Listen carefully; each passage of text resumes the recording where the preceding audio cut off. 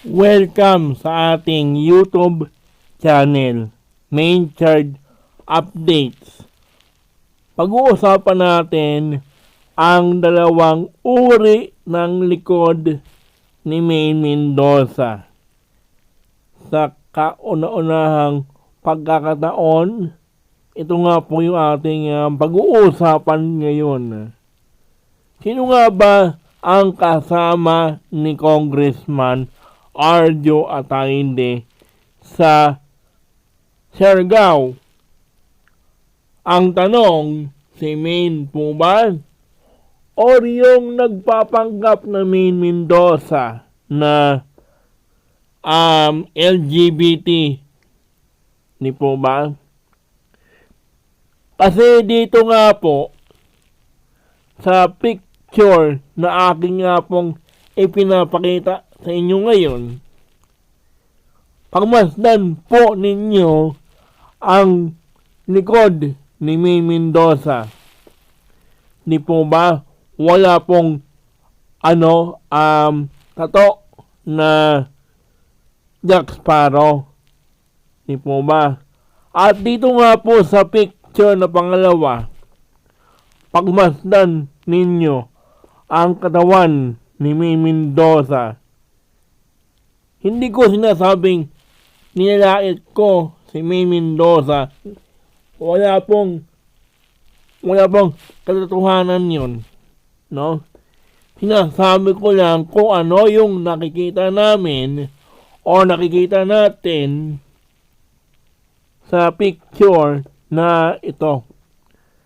Di po ba parang yung parang maskulado, bato-bato yung sa may dibdib ni Maine Mendoza, no? Ayan yung parang galing siya sa training ng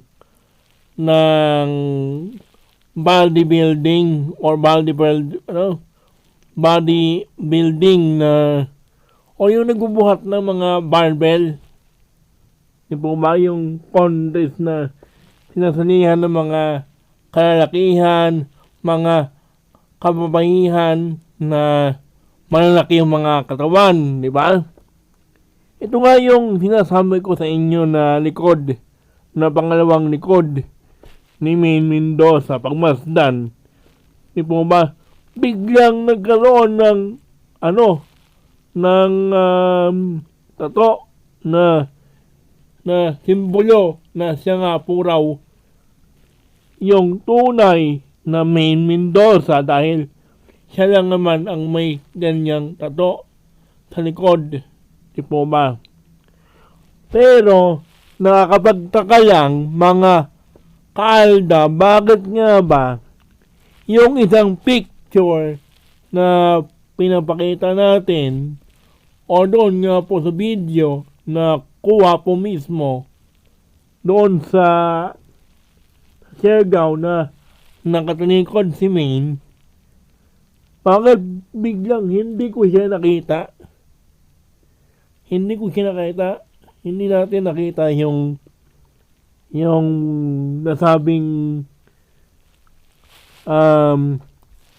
tato ni Maine Mendoza doon sa likod ng Jack Sparrow. Bigla po siyang lumitaw o nagpakita. Samantalang doon sa isang picture na sabihin natin nakatalikod si Maine Mendoza, wala po tayong nakitang tato. Di po ba?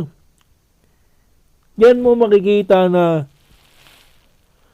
hindi ko nga maintindihan, hindi ko maipaliwanag kasi yung sinasabi ni Katden ay para bang gusto niyang paniwalaan natin siya doon sa mga sinasabi niya, kasi para po sa kanila, sa mga baser natin, parang tayo yung mali, tayo yung tanga, tayo yung bobo, tayo yung walang utak, hindi rin yung bang lahat na lang ng mga masakit na salita ay sinasabi niya, no?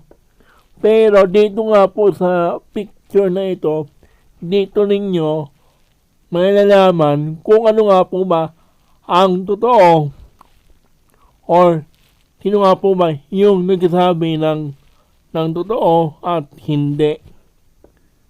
No, mga kaaldab. Kaya, wag po kayong magpalinlang sa mga sinasabi ng mga bashers na yan. Dito lang tayo sa totoo. Hanggang dito lang ang ating video. Don't forget to like, share, and subscribe for more updates. Kinamin at kay Alden.